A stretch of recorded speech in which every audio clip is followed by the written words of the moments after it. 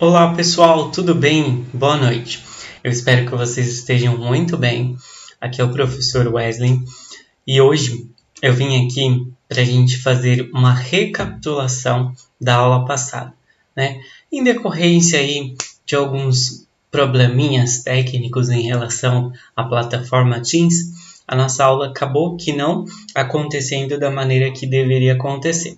Então hoje nós vamos estar recapitulando a unidade 3 de metodologia do ensino do basquetebol. Vamos lá? Pessoal, a nossa aula atividade relacionada à unidade 3, ela traz, como conhecimento prévio, tá? Pré-definido da aula, da teleaula apresentada pelo professor, sobre as questões de organização tática ofensiva, as ações ofensivas, a movimentação específica das posições. Então, como ocorre essa organização tática ofensiva? Quais são essas ações que elas ocorrem? E quais as posições dos jogadores perante um jogo? E aí, pessoal, nós temos como atividade para a próxima aula que elaborar, e descrever quais os sistemas quais os sistemas defensivos utilizados na imagem 1, na imagem 2 e na imagem 3, tá? Que são essas imagens aqui, de ações ofensivas. Além disso, vocês devem descrever de forma objetiva quais as principais características de cada um do sistema defensivo e apresentar sua melhor possibilidade de utilização. Como que ela se aplica, Qual é a melhor possibilidade desta aplicabilidade? E aí, pessoal, nós chegamos aqui, e sabemos que o ataque é um sistema ofensivo, Ele vai fazer a ofensa, ele vai atacar, contra-atacar a equipe. Sabemos que para a realização de um jogo, necessita-se então de uma equipe, Logo, essa equipe ela deve atacar, A defesa ela busca neutralizar o ataque. Então, a minha equipe tem uma defesa. A minha equipe tanto ataca quanto ela tem uma defesa. Essa defesa, ela neutraliza o ataque do adversário. Mas a minha equipe ataca o adversário. E é organizado, o ataque é organizado durante o sistema de progressão, durante a progressão do jogo. E tem como objetivo converter um arremesso, finalizando também esse ataque em um arremesso, que seria o arremesso aonde? Na cesta, aonde ele quer atingir o alvo para a sua pontuação. E aí, pessoal, eu trouxe para vocês um pouquinho sobre como elaborar um roteiro de estudos, O que seria o roteiro de estudos? O roteiro de estudos vai ser um método, que eu considero aí muito efetivo para que vocês possam desempenhar o estudo de vocês de uma maneira onde vocês consigam ter uma maior facilidade de memorização sobre os conteúdos que estão sendo abordados ali no livro texto de vocês e nas teleaulas.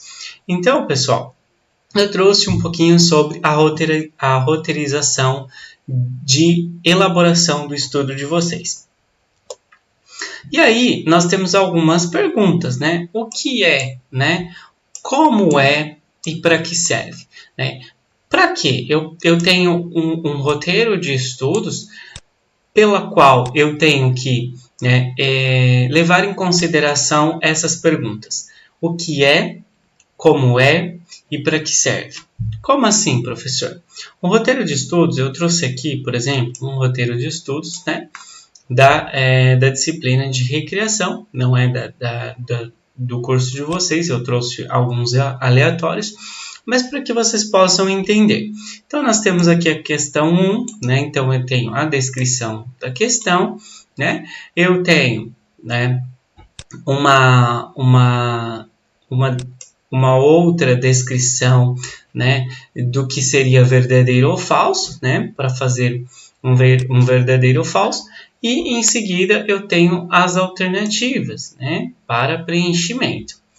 Aqui eu tenho também a mesma coisa e aqui por último eu tenho uma questão descritiva. Então, o que seria o roteiro de estudos? Eu trago todas as informações da teleaula, da aula atividade, né, do livro, né, e aí eu vou colocando todas essas informações de forma agrupada. Aqui eu tenho um outro exemplo de roteiro de estudos, também de anatomia, né, do curso de odontologia, só para que vocês possam entender um pouquinho mais. Então, por exemplo, aqui está escrito: conceitue neurocrânio víscero-craniano. Então, é uma pergunta, né? Quais são os ossos do neurocrânio e víscerocrânio e quantos são, né? Então, tem duas perguntas associadas. E aí, tenho perguntas descritivas, assim como eu tenho uma pergunta de alternativa, tá? E aí também tenho uma pergunta de completar.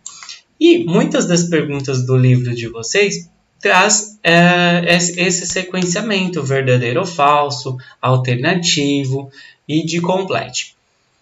Pessoal, da onde eu posso tirar as minhas perguntas? Eu posso tirar as minhas perguntas do próprio livro, do próprio texto.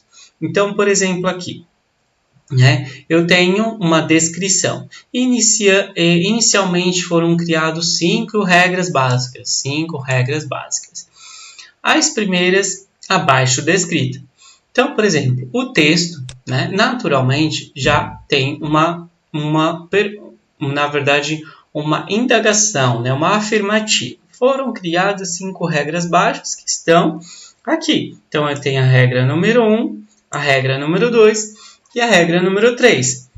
A bola pode ser arremessada em qualquer direção com uma ou com ambas as mãos. A bola pode ser tapeada para qualquer direção com uma ou com ambas as mãos e nunca utilizando os punhos. E assim, consecutivamente, até a 5ª regra. Então, eu posso pegar, né, e criar uma pergunta por meio desta informação. Então, quantas regras básicas foram criadas no primeiro momento do basquetebol? E aí, você pode colocar em alternativas ou descreva todas as regras básicas. E dessa forma você vai estudando o conteúdo do livro, ok? Então, esse seria um método de fazer inclusão de perguntas do livro, né, ou do texto, especificamente, dentro do roteiro de estudo de vocês. A outra forma seria as perguntas de situação-problema. Então, todas as aulas, né, assim como nas aulas são apresentadas as situações-problemas, também você encontra a situação-problema ali no avançando na prática, né? Promovendo um jogo coletivo, tem-se uma descrição, né, da situação-problema e, posteriormente, você tem uma solução, né, que seria a solução da situação-problema. Então, vejam bem, a situação-problema, né, é uma descrição do que pode ocorrer dentro da prática.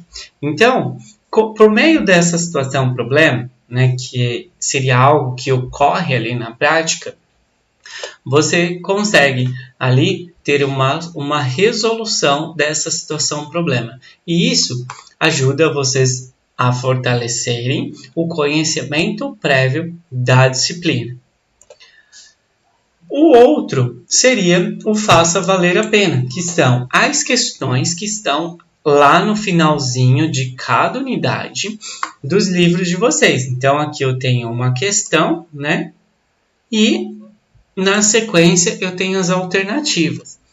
Então, eu posso descrever todas essas questões e, com a ajuda do gabarito que eu envio para vocês, e eu vou mostrar para vocês como ocorre isso hoje de forma de simulado, vocês conseguem ter ali todas as alternativas e irem estudando e se preparando para a prova. E aí, pessoal, nós temos também as respostas das atividades aulas. Por exemplo, o professor passou na primeira atividade de aula 1 algumas questões, né, para que vocês respondessem posteriormente. Na aula atividade 2, também a mesma coisa. E hoje eu trago aqui para vocês a resposta da aula atividade 2, né? E é importante que vocês coloquem no roteiro de estudos de vocês para irem se preparando para a avaliação.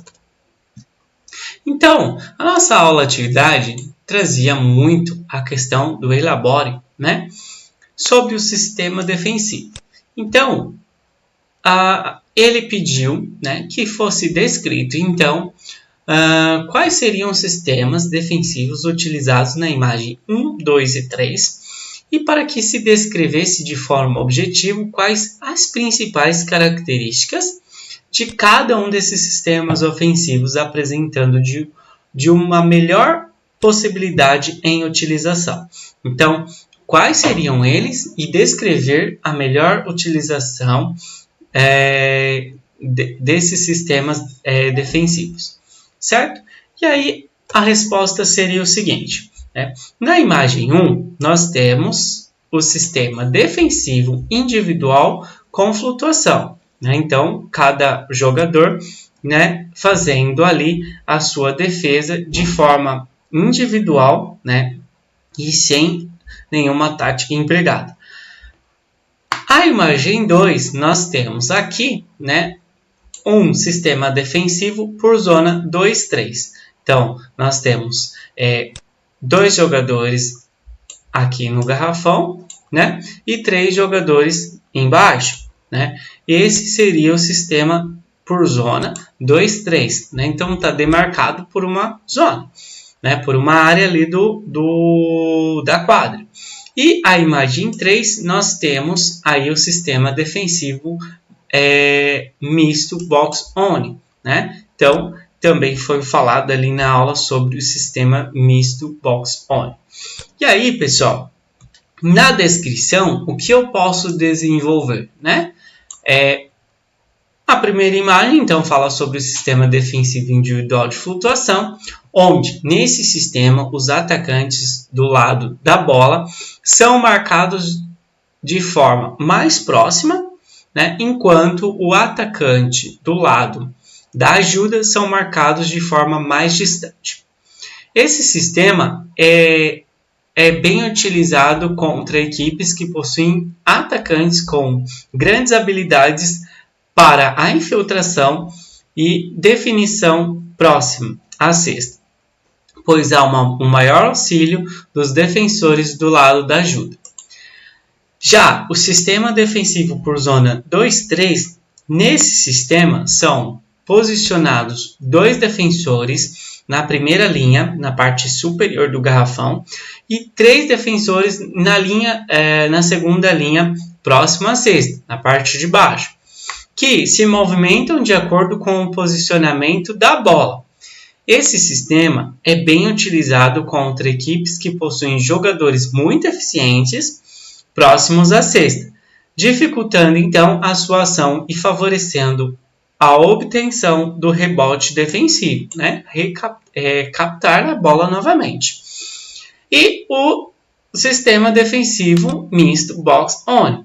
Nesse sistema, um jogador é designado à marcação individualmente e o atacante, enquanto os demais defensores realizam marcação por zona com formação 2-2, quadrado, ou 1-2-1, losango, com como demonstra a imagem, né? Aqui, um losango. E esse sistema é bem utilizado quando a equipe adversária apresenta um único jogador de grande eficiência que deverá receber a marcação individual pressionado, enquanto os demais jogadores são marcados por zona por apresentarem menor risco de defesa. Certo, pessoal? Então, essa foi a resposta aí da nossa aula atividade. E aí, pessoal, nós vamos entrar agora no Fique Ligado, o simulado que traz para vocês, né, aí os gabaritos, né, das atividades que estão aí compostas no livro de atividades de vocês. Então, a primeira parte que nós vamos ver, né, desse simulado é composta ali da seção 1.1, tá? E o nosso Faça Valer a Pena traz o seguinte, questão número 1. De acordo com a história oficial descrita no site da Confederação Brasileira do Basquetebol, o CBB, Naismith se preocupou em como a bola atingiria o alvo. Tá? Então, ele teve lá o criador, né, do basquete, teve uma preocupação, como que essa bola vai atingir o alvo? O passo seguinte foi definir como seria esse alvo. Então, ele se preocupou como a bola ia atingir o alvo. E como seria esse alvo, né, a ser fixado. Foi aí que esse professor procurou o zelador do prédio e perguntou se ele tinha 2 caixas quadradas com 8 polegadas, 45 por 72 centímetros. E conseguiu 2 cestos de pêssegos que foram pregados em 2 pilares, um de cada lado do ginásio. Então, Naismith imaginou que a altura fosse de 3 metros, mas ao medir, constatou que havia 3,5 metros em altura, esta que perpetua até hoje, que é a medida ali da cesta, e é considerada a oficial. Rapidamente, 13 regras foram criadas e fixadas no quadro de avisos do ginásio. Em seguida, comunicou a novidade aos alunos e explicou o jogo e organizou as equipes. Com base no capítulo estudado sobre a história do basquetebol, o primeiro jogador e as primeiras regras simplificadas no texto acima, aponte uma alternativa correta quanto à quantidade de jogadores que iniciaram o jogo em cada equipe, número inicial de regras criadas, primeira percepção do professor Naismith quanto ao jogo. Vamos lá. A questão A. Iniciaram os primeiros jogos com 5 jogadores de cada lado para que o jogo ocorresse em 13 regras. Foram criadas e estabelecidas. E como análise final desse jogo, Naismith identificou o número excessivo de jogadores e a dificuldade de retirar a bola do cesto cada vez que a bola caísse dentro. Alternativa B. Iniciaram os primeiros jogos com 9 jogadores de cada lado para que o jogo ocorresse com 13 regras que foram estabelecidas e com a análise final deste jogo, Naismith identificou a violência excessiva e a dificuldade para retirar a bola do jogo, a bola que cada vez que realizava uma jogada caísse ali dentro. Alternativa C. Iniciaram os primeiros jogos com 13 jogadores de cada lado para que o jogo ocorresse com 9 regras e foram estabelecidas com a análise final deste jogo. Naismith, então, identificou violência excessiva e dificuldade na condução da cesta e identificação das equipes. Alternativa D. Iniciaram os primeiros jogos com 5 jogadores de cada lado para que o jogo ocorresse com 10 regras e foram estabelecidas e, com a análise final deste jogo, Naismith identificou dificuldade na condução da cesta e identificação das equipes. Alternativa E. Iniciaram os primeiros jogos os 2 capitães, um para cada lado, para que o jogo ocorresse com 10 regras e foram estabelecidas como análise final deste jogo. Então, Naismith identificou dificuldade para retirar a bola do cesto cada vez que a bola caísse dentro. Bem, pessoal, vamos ver então a resposta? A resposta, então, é a alternativa B, certo? Alternativa B, né? E o que eu posso observar na alternativa B que me faz essa colocação, né, de acerto da alternativa B? Vejam bem, iniciaram o primeiro jogo com 9 jogadores. 9 aparece uma vez de cada lado. Anteriormente, a gente sabia que foram criados 13 regras. 13 regras, então a gente já sabe que está correto, né? Na alternativa de baixo, ele fala sobre 13 jogadores, mais 9 regras. 9 aparece pela segunda vez.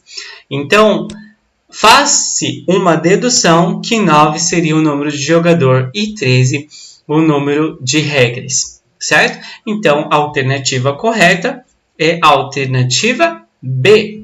E aí, pessoal, né? Na aula de Naismith, 18 alunos compunham a turma. Assim, ficou 9 para cada lado e o número 5 de jogadores é permitido por equipe para iniciar o jogo segundo as regras oficiais vigentes, atuais, tá?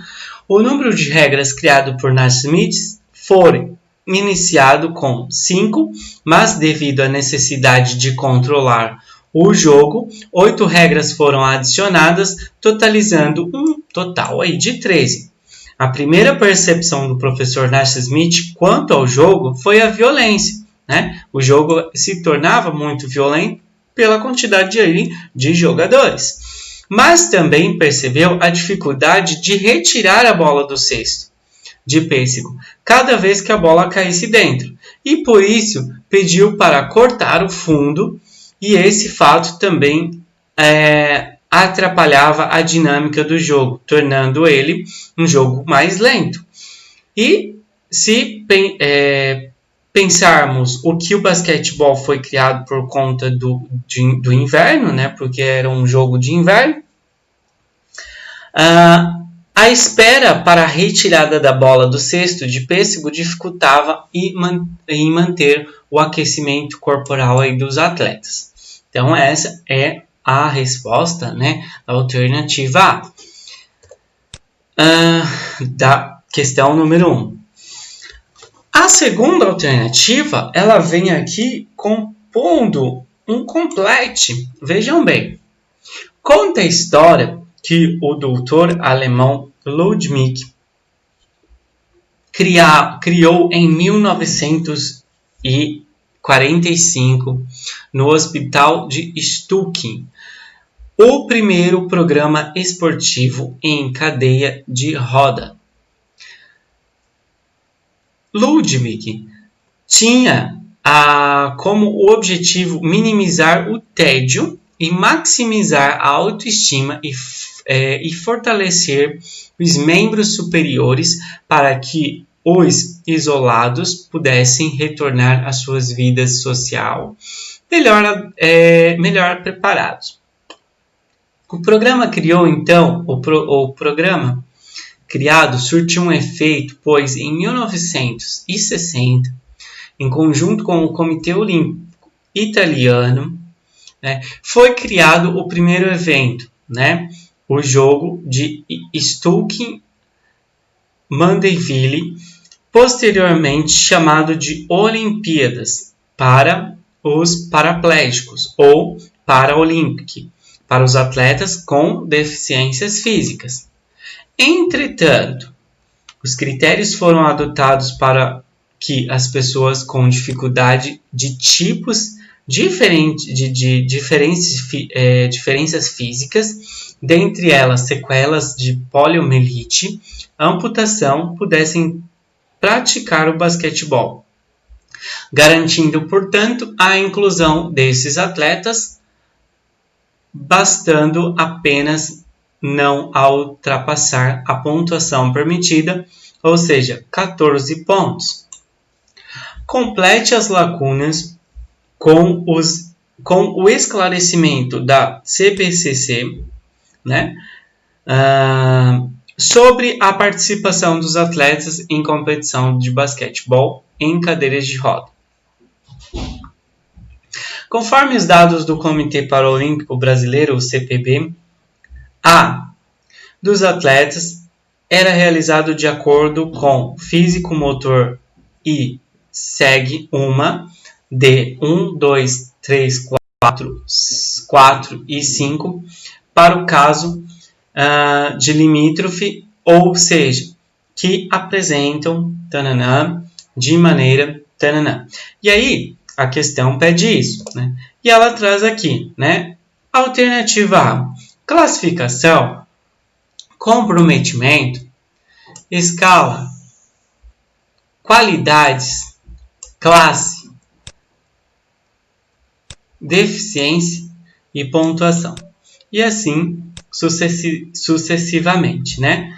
E aí nós temos aqui, então, a resposta para essa questão, né? E a resposta é a alternativa A, né? A colocação sobre as regras consta no site da CBCC e aponta a classificação como importante para definir o jogador em cadeira de roda, assim como o comprometimento, visto que ambos são necessários para definir a escalada e tipo de comprometimento motor, igualmente caso haja mais de uma qualidade nas classes intermediárias importantes e defini-la para pontuação e a deficiência não ultrapasse os pontos dos limites.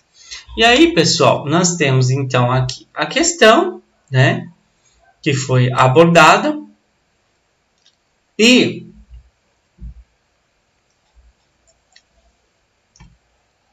a resposta, que é a resposta A, né? E a gente consegue, então, entender, né, a colocação das palavras dentro das lacunas de preenchimento.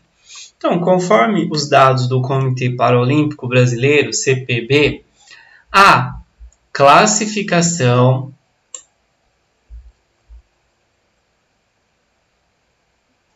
dos atletas é realizada de acordo com o comprometimento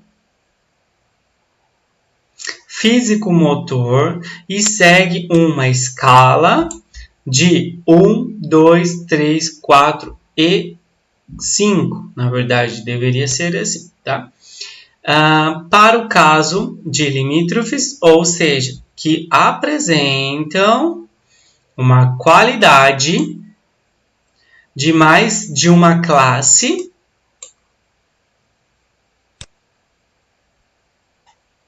destinada.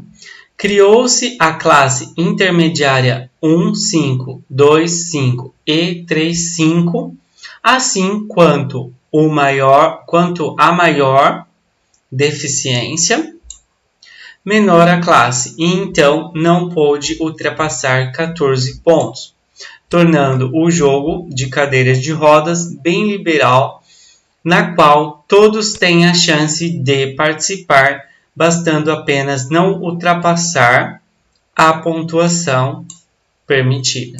Certo, pessoal? E aí vocês vão fazendo a complete lá.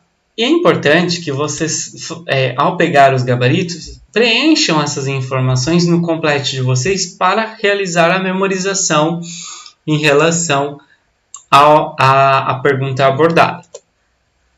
E a terceira pergunta fala assim: o espírito coletivo do basquetebol, sabemos que a cultura do jogo que faz mais pontos a ser considerado o melhor jogador de fato. No caso, é um fato existente, o cestinha. E sempre o mais lembrado é chamado, entretanto, de o jogador de basquetebol norte-americano Michael Jordan, que, mesmo acumulando um playoff de 5.987 pontos ao longo de sua carreira, nunca deixou de valorizar os demais jogadores e sua equipe, e pelo jogo coletivo. Segundo Jordan, em 2009, a equipe começou a ganhar os campeonatos devido ao entendimento de cada um dos 12 jogadores quanto ao papel que desempenhava na equipe.